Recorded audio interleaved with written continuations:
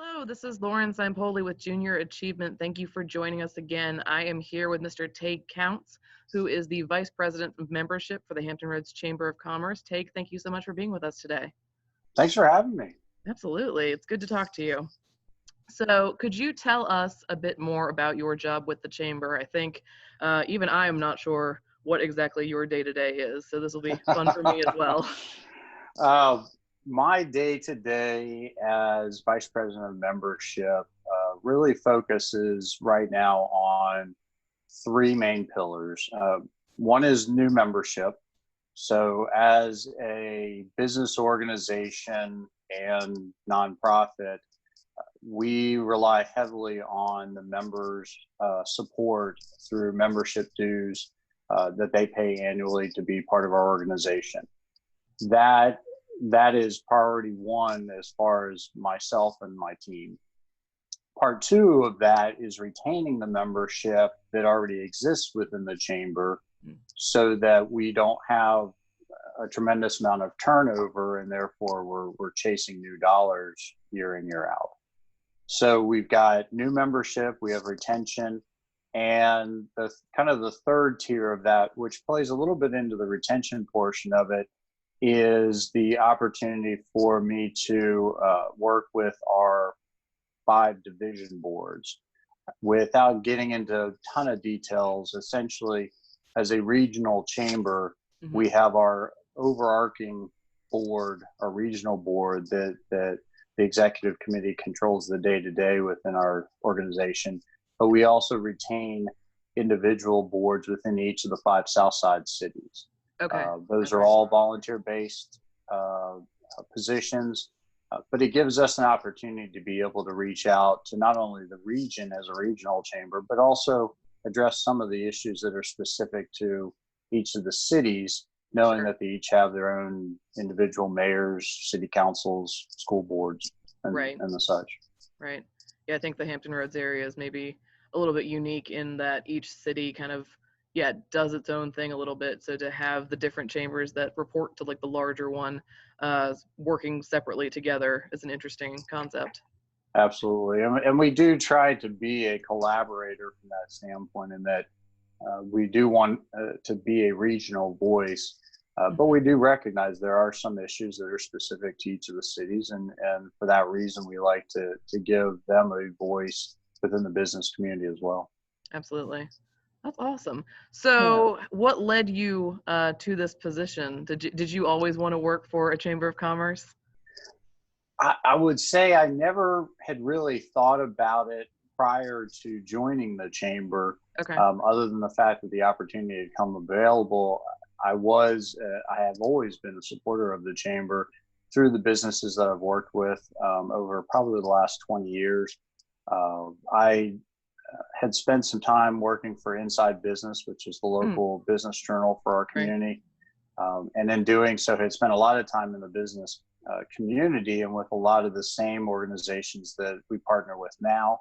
And then I was also had worked with, I had been in membership many years ago at a local private country club. So I had membership experience in the past. I had had business experience in the past. This was an opportunity to kind of bring it all together at once. Sure. I get to work within the business to business environment.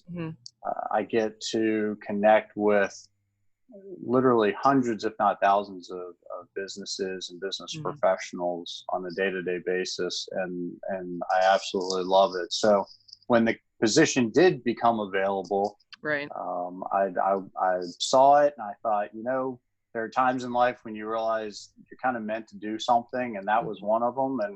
And it actually made for a somewhat fun interview, because I did kind of about halfway into the interview, essentially looked at Brian Stevens and Sylvia Haynes and said, I was meant to do this. So end of story. Let's move on. I was going to say, that's a great competitive advantage right there.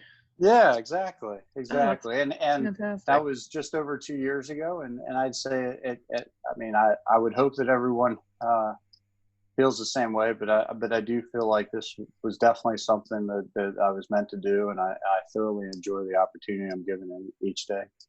That's great. I love Yeah, the diversity of it sounds like you're doing a lot of different things every day. Like every day is not the same. Um, never. something I Never. which Yes. is which is good because it keeps it interesting, and it's easier to kind of stay engaged. It's like, ooh, what's going to happen today? Um, Yeah. yeah, but I mean, and not everybody likes that. Like some people like their routine, so it's great that you're able to kind of adapt and be flexible. Yeah. Um, so speaking of flexibility, I know you mentioned you had kind of a non-traditional educational journey. So can you tell us about your post high school, college majoring, what you wanted to be when you grew up, all that jazz? I actually wanted to be an architect when I grew up. Nice. Okay. For those that are local to the area, I went through what is now, I believe, called ODC. At that time, we all knew it as Old Donation, Mm, Gifted Arts Program. hmm I grew up in the arts community. I spent most of my middle school and high school years taking all the extra art classes, and had decided that I wanted to be an architect. Okay. Um, and if you ask me to draw anything by hand, I can draw anything you want. If you ask me to get on a computer and do so, you're out of luck.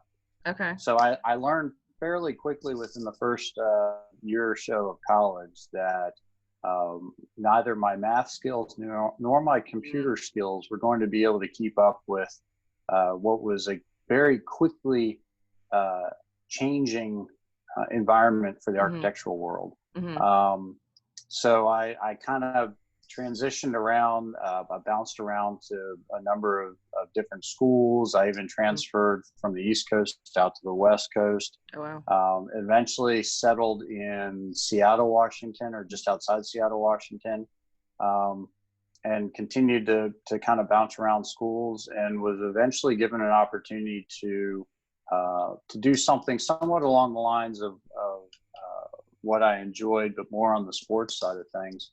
Hmm. Long story short, I ended up eventually just going out and joining the real world, getting a job, and moving on. So it was kind of an inauspicious journey through my post secondary education, hmm but it's one that while I didn't necessarily walk away with a diploma, hmm um, I actually still, when I look back, realize that every one of those steps was an opportunity to have learned something slightly different. Sure. Sure. And there's very little that I did during that time that I haven't been able to utilize as the years went along. So I don't necessarily recommend spending quite that much time and money Maybe, yeah. doing it the way I journeyed it. So, but it was definitely in the long term, I definitely still got my money's worth Sure. as far as what opportunities I now have. Yeah, I think I teach some classes at Old Dominion University in Norfolk, and sometimes I'll talk to my students about registration and the classes that they're taking and everything, and they're like, "Oh God, my gen eds, like, why do we have to take these?" And I think it's partially so that you can get that experience, like some class that you're taking this class is like, "Oh, this is interesting. Like, I'd like to learn more about this," instead of diving right into, like, I understand from a time and money perspective you want to get in, get out, get what you came for, but having that experience to like figure out what you're good at and figure out what you're interested in is helpful in shaping where you want to end up eventually. Yeah, I think the unfortunate thing right now is uh, when I went through that same situation, Hmm because it was now 25 years ago. Sure. To be honest, the cost to do that was a lot more affordable. Right. I wouldn't say it was cheap, but it Right. definitely was much more affordable for someone who decided to branch out on their own and try to balance both the work and the school at the same time, and not feel like the school portion of it was going to put me tens of thousands of dollars into debt to the extent that some of the students have to deal with now. Right. So I had that luxury of being able to maneuver my way through that financially, where I think today it's a bit tougher, and that students, from a financial standpoint, are almost forced to kind of make that decision. Do I want to take that college directive? or am I really better suited for a skills-based Hmm. opportunity? Which I think the key in all of that is just kind of knowing yourself, which Right. is easier said than done when you're Yeah. 17, 18 years old. Um, but it is something that I think simply purely because of the financial aspect of it, they have to address that a little bit sooner in life than we probably had the opportunity to do so in the past. So Yeah. I don't envy them in that way. And I do kind of count my blessings a little bit that I actually had that opportunity.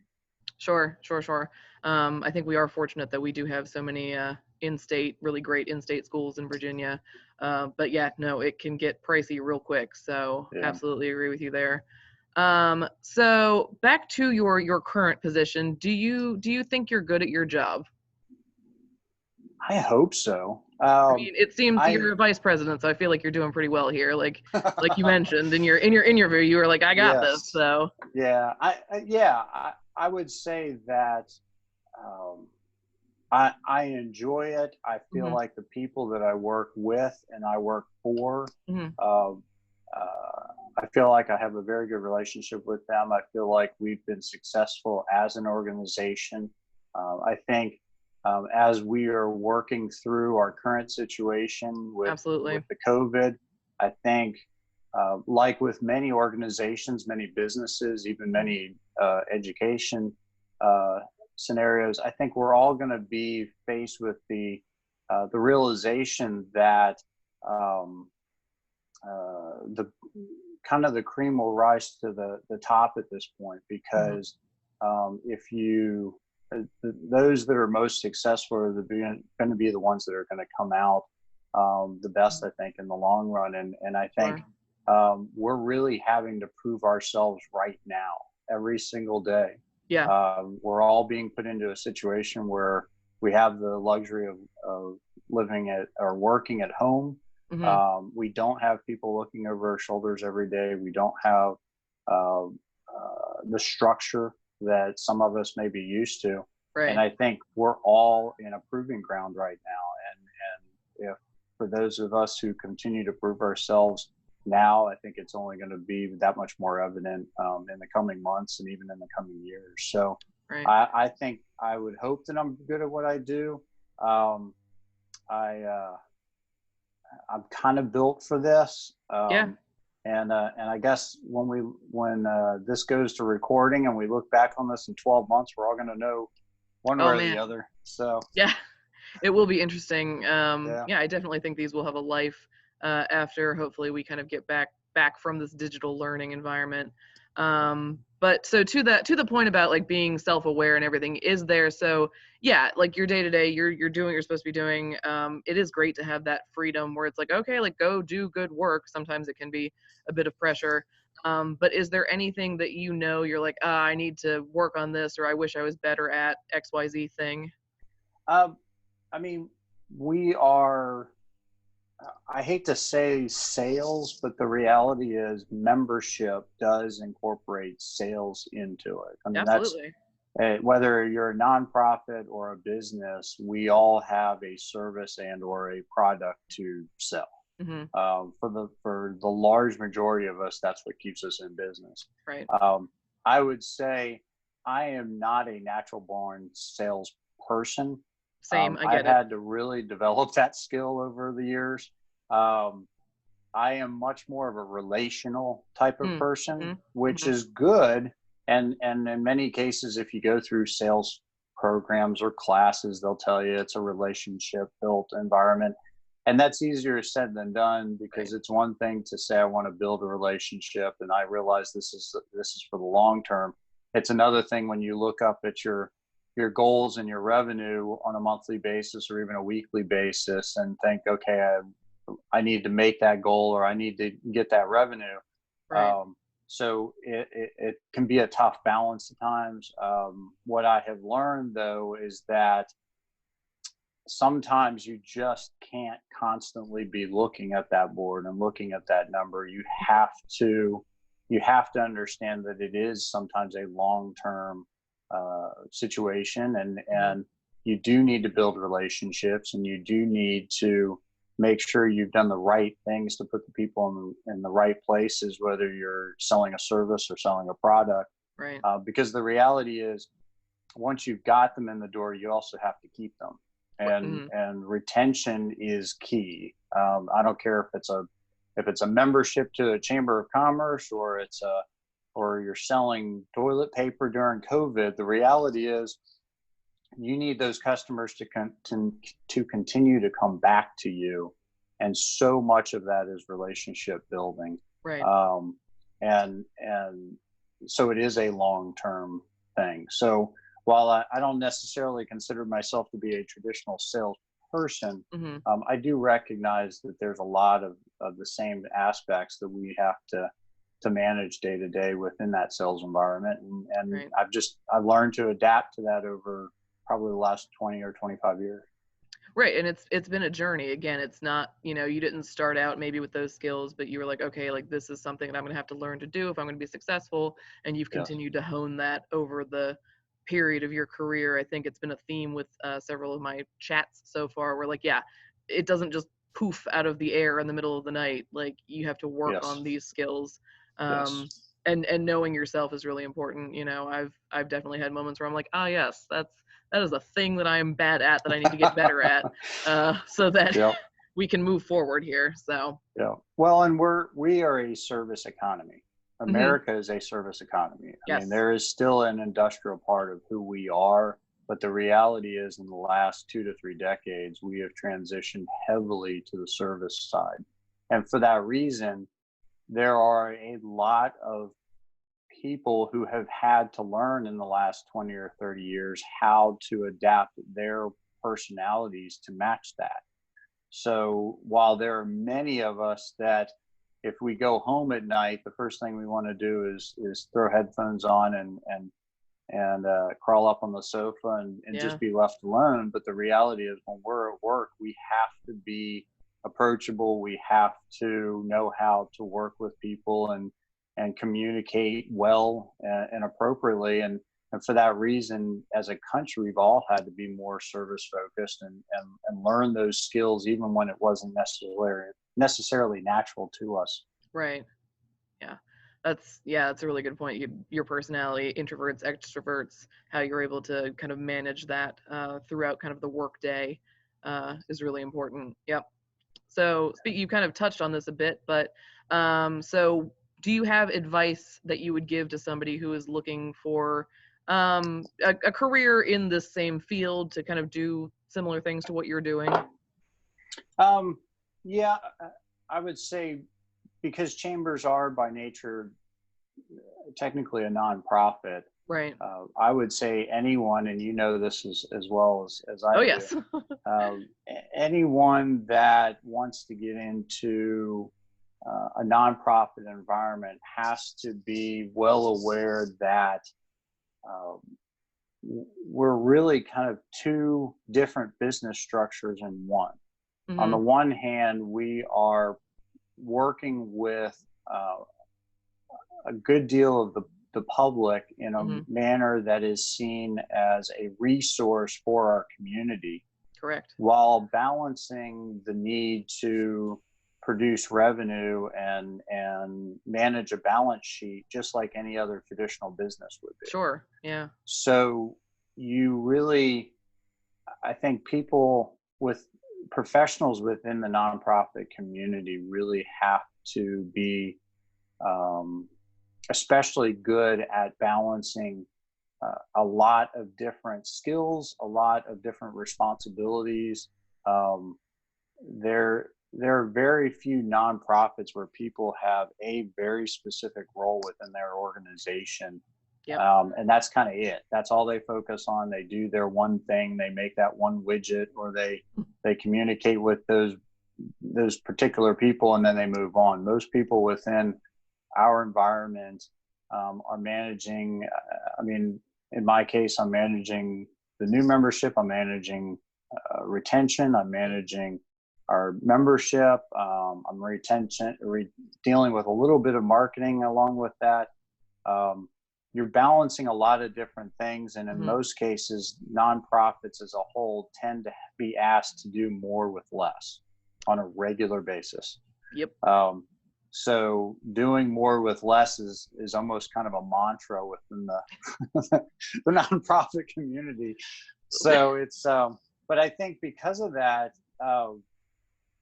there's a love for what we do that Mm-hmm. I think sometimes can be hard to match. Mm-hmm. And we also develop some intangible skills in understanding that by doing more with less, there's very little that when you get away from that environment that intimidates you.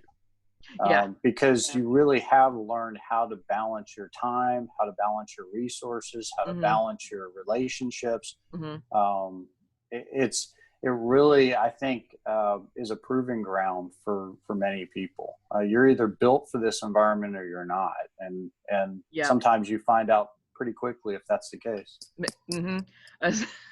Similarly, like I say, we're living the Project Runway life. Make it work, people. Regardless. Yeah, Exactly. and you wear so many hats. Yeah, it's not just like this is my job. I do my job. I don't go outside that box. No, like you got to help out. I think the chamber has slightly more employees, but junior achievement we got 6 people, and so if you Yeah. don't help each other out, it's not going to work. Yeah. So that's Exactly. super important, that teamwork Exactly. and that collaboration. So to that end, we're in the advice portion of the things. Is there any advice that you would maybe give your younger self? Because maybe somebody watching is younger Tage. Um, it's always been an interesting question for me. My personality is such that I'm not one that really likes to kind of look backwards. Mm-hmm. I think every single experience that I've had from throughout my entire life, but even specifically within my professional life, has led to where I am today. Mm-hmm. And for that, I'm very grateful. Sure. Uh, I I'm not extraordinarily wealthy. I probably will never be. But I've led a really good career. I've been able to raise 2 wonderful kids, That's and awesome. enjoyed 25 years of marriage. I mean, I've been able to work for people that I enjoy working for and working with. So I think every step along the way has been something that led to where I am today. So I'm always very careful not to spend too much time worrying about maybe what I had done in the past Mm-hmm. and worry about that. I would say to the point as far as of where I've spent my time and where I've made my decisions, I would tell myself or others to let you lead your career Mm-hmm. and don't let the career lead you. Mm-hmm. I've made multiple decisions throughout my career, especially while my children were growing up. I have one that's getting ready to graduate high school. The other's going to graduate college. And I've spent the better part of the last 20 years making professional decisions, not based solely on the success of my career, but also on what was best for me and my family. Right. What opportunities gave me the best chance to spend time with my children, Mm-hmm. to be available at 4 o'clock on an afternoon to go watch a high school baseball Yeah. game or Yeah. coach little league or take my daughter to volleyball tournaments, whatever the case may be. There have been times where I may have sacrificed professionally to a small extent in order to be able to uh, balance what I saw as most important in my life, and Right. that's just for me. If Sure. you're an entrepreneur and you thrive on growing a company and you want to be able to spend 12, 14, 16, 18 hours a day to drive that business and make it successful, if that's what you love, go for it. Right. That's I don't judge anyone for how they do that, but what I Yeah. will say is that needs to be your decision. You lead that decision, Mm-hmm. and no, don't let the career or the job or the opportunity lead you. Make sure that Yeah. whatever decision you're making, you did it because that's really what you want to be doing, and not Mm-hmm. based solely on the paycheck. Yeah. I think that's really important. I agree with that. It goes back to the self-awareness, like what is going to be best for me. And sometimes you have a little bit more flexibility when like you're younger or you're single or you don't have kids or whatever. But if those are steps in your life that you're planning on taking, then knowing what is going to work for you and what's not is important before you get into that. So yeah, I think that's really great. So is there any memorable, is there a best piece of advice that you've received? Yes. My previous boss, CEO, Kim Curtis, her favorite term was best use. Okay. And I've always liked that term. I worked for her for well over almost 10 years, maybe over 10 years.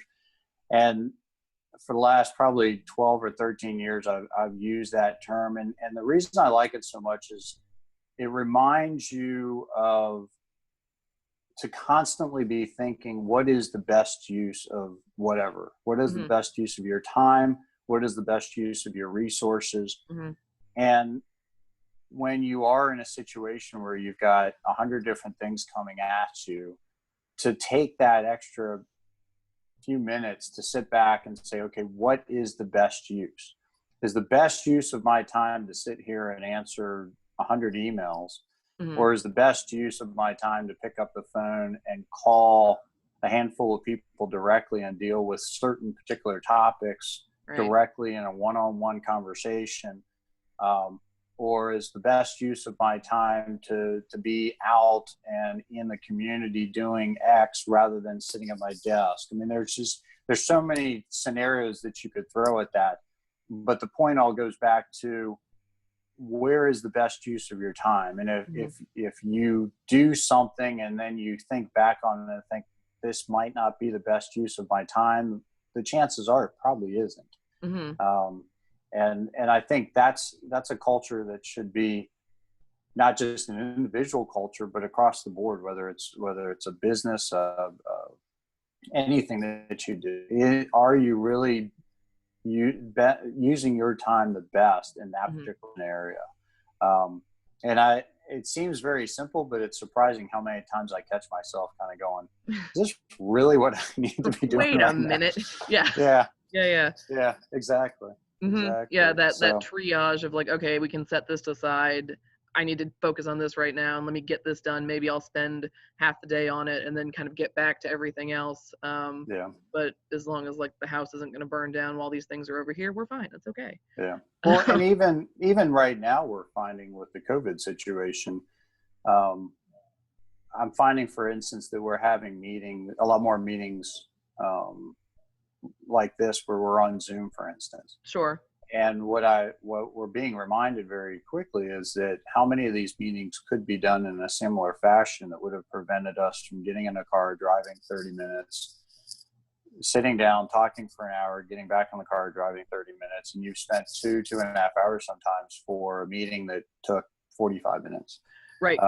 Yeah. So, whereas at the same token, there are other scenarios where we're doing it via Zoom, and I think that would have been a much better use of our time had we actually sat down face to face, had a discussion, and dealt with it, and then moved on. So I think it's really, this environment is forcing us all to kind of look at a lot of our best use of time, best use of resources, and figure out what really is most important to us as businesses, as nonprofits, as students, as homeowners. I mean, it's across the board decision making that right now we're all having to go, okay, is this our best use? Right. I like that about the meetings, because we actually had a board meeting this morning, and it is great that you're able to. There were 25 of us, I think, at the peak, and all of these people are connecting from their own spaces safely, all that good stuff. And I've had some questions about like, oh, it's teaching online, like, is this going to change education? And I think it might, but I don't think you can just be like, oh yeah, we can do everything online now, because there's certainly value in sitting down with another person. And I am sitting down with you and having this conversation, and I'm happy to be doing that, but it's not the same as if, we went to lunch or whatever. Like, there's slightly less connection. So figuring out when you can do that in the interests of saving people, like, for driving for 45 minutes, absolutely. But for more important things, I think face-to-face is still very important. Yeah. So in your position, in your roles, I'm sure you've done a lot of interviews and in the hiring process. Do you have any maybe memorable moments about what to do or what not to do? Um, yes, I would say that first and foremost when hiring is never prejudge Hmm. in any way, shape, or form. The best example I can give is when I was in my probably mid mid to late 20s, Okay. um, and I definitely didn't have quite as much gray and growth. Um, so I looked much younger, Ah. and I was interviewing a woman who I would say at that time was probably in her probably mid 50s, Okay. 40s, mid 50s. Um, and I was an operations manager. I was responsible for doing all the hiring. We sat down for the interview, Hmm. and through the first few minutes of the interview, the woman couldn't stop smiling, almost to the extent that I almost felt like she was laughing. Oh. Okay. And I finally stopped the interview about 3 or 4 minutes into it, and finally said, "I'm sorry. Is there something wrong?" And she said, without even skipping a beat, says, "How old are you?" I said, I'm sorry. And she says, "Well, Yeah. how old are you?" And I said, "Well, not that it matters, but I'm however old I Sure. was at the time." Sure. And she essentially admitted in the interview that she couldn't work with someone who was so much younger than her, couldn't work for someone that was so much Mm. younger Hmm. than her. And I think while I respected her being honest, Hmm. because obviously that prevented us from having a what could have been a very uncomfortable working relationship had Yeah. she not said anything, and we found out later. But at the same token, I think what was unfortunate about that is that she made a judgment on me based solely on the fact that I was as young as I was, Sure. and not necessarily having spent enough time in the interview to have really taken the time to figure out, hey, yes, he's young, but does he have the management skills to be able to do the things that need to get it done, and could we possibly work together? She Yeah. had kind of made that decision almost immediately upon walking in that door, and I would say for that reason, whether you're being hired or you're the one doing the hiring, Hmm. give people your time. If Hmm. they have taken the time to either uh, call you in for an interview, or you've taken the time to ask them to come spend time with you during an interview, I think you owe it to that person to give them your full attention and to Yeah. try to spend as much time figuring out who that person is and could you potentially work with that person Right. before making that judgment call. And if after 30 minutes, an hour and a half, however long that interview takes, Hmm. you still feel like, no, it's not going to work, Right. then that's fine. I mean, Right. that's your decision. And again, you need to make the right decision. Otherwise it can make for a very uncomfortable work environment. Yeah. Um, but to make a decision that quickly based on something that might be either age or male or female or whatever the case may be, Hmm. it's unfortunate because I think you may potentially be giving up an opportunity to work with someone that in the long term you could have had a very successful working relationship with. Yeah. Yeah. So Yeah. Yeah. I don't think it was that. Yeah. It seems like she did not handle that in an appropriate way. Like if you had made it through the whole entire conversation and then, like, thank you so much for your time, like, blah, blah, blah, and then maybe say something. But yeah, to have that weird, almost condescension, I don't know, like there's a little bit of like, oh well, you're however old you are, like what do you know, which is not a yeah, and it goes both ways. Like you can't absolutely. assume, you cannot assume that just because somebody is older they don't know how to do things like technology, Yep. things like that. Yep. um yeah, being open-minded is really important. It's a Yeah. great story, thank you for sharing that. Yeah. So moving on to the current relevance portion of the interview. How are you dealing for somebody who is so busy and like usually going to all the places and the meetings and the stuff like that? How are you dealing with working from home? It's good. It's Okay. I mean, I've taken over my wife's office here at the house. Um, I mean, I'd say I drink a lot of coffee, but I drink a Same. lot of coffee anyway. Just So that's the constant. yeah, Some things that don't really change. hasn't changed. Yeah, exactly. But no, it really has. It hasn't been too bad. I would say the biggest change for me is just the fact that just by nature of who I am and the type of person I am, it's been a little bit different trying to connect with people that normally I get to see in person. Yeah. Knowing that between all the boards and the membership events and things like that, I mean, it's not unusual for me to speak to literally hundreds of people in any given Yeah. week in person. To be able to walk up, shake their hand, have a good conversation, connect with people. As we talked about earlier, it's a little bit harder to do that via video. Mhm. So that's been a little bit unusual. Mhm. But again, we've done our best to connect with people on Zoom and I try to spend time on the phone reaching out to people throughout the day. So it's it's a new norm, but hopefully it's not a long-term norm. So Yeah, agree. Yeah, same thing. Again, it's great that we're able to do this now, but I like going out and seeing people. yeah, Even my absolutely. house is nice too, but I like where I live, but sometimes. Uh, Yeah, yeah. so so what are you binge watching anything right now during the I am. extended time in? I'm going old school on my binge watching. Love it. I'm actually watching the full 7 seasons of West Wing. Amazing. I'm a little bit of a political junkie. I don't necessarily, I wouldn't call myself either far right or far left. But I don't even really care the politics of it. I'm kind of a Mhm. political junkie more from the standpoint that I just love the sport of politics. Oh, sure, sure. Um, so I've enjoyed watching West Wing. I've caught up on several other political focused shows, but yeah, I've got the Netflix and the HBO Yep. Plus or where that is. Oh, yeah. Whatever Mhm. my wife and family allow me to stream, then that's what I'm on at this point. So Well, I'm noticing I hate like when it's like, oh, this new show is coming out. It's like, oh, that looks like something I'd be interested in. Oh, it's on some channel that I have to add on and like pay 15 more dollars. Um, yeah, yeah, I'm a fairly simple guy. I mean, I don't watch traditional TV very mhm, much, so that wasn't too much of a sacrifice for me. sure.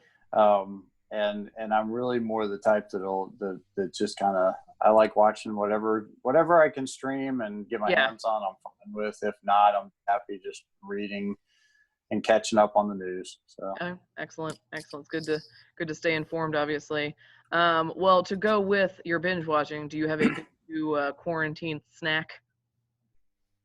oh, I would say I have quarantine beverages, not Oh, so much okay. snacks, but Okay. I'm a big beverage person. Okay. Anyone who knows me, I pretty much have something in my hand all the time. Mhm. So I start the day with my morning coffees, plural. Coffee. I spend all afternoon with iced tea, and I spend all evening with my with a beer or two. So I like it. it's more beverage binging than snack binging at this Okay. point. But yeah, there's always a beverage sitting here close by Yeah, I'm playing the from game sun of up to like how many sundown. cups of tea can I have in one day? Um, one of those ones that you just all day long, just tea. Different Exactly. flavors, but what are you a black coffee guy, cream and sugar? What do you do? Just sugar. Just Just sugar. sugar. Okay. Yeah. Yeah. Yeah. Yeah. Made some cold brew from some Trader Joe's coffee the other day. That was worth it. Um, Ooh. yeah. Yeah. Nice. Yeah. So, Nice. right, right. See, that is the one thing. More time. I'm experimenting. I'm cooking all the things, so it helps to have something to keep you busy when you're not Yes. working. Yes. So, well, Take Counts. Exactly. Thank you so much for sitting down with us. I really appreciate talking to you, and You as hopefully well. I'll see you in person soon around the chamber. I've been around for lead and other events, so getting back to that. Yeah, well, it's great. It's always great to connect with you. I always enjoy my time with junior achievement and getting to see some of the wonderful things that the students pull together each year. Yeah. I appreciate all you guys are doing with the community, and I appreciate the time you got to spend with me today, and I hope I help out in some little way for those who get an opportunity to check this out in the future. Sounds good. Well, have an excellent afternoon, and we'll talk soon. You as well. Take care. All right, bye. Bye-bye.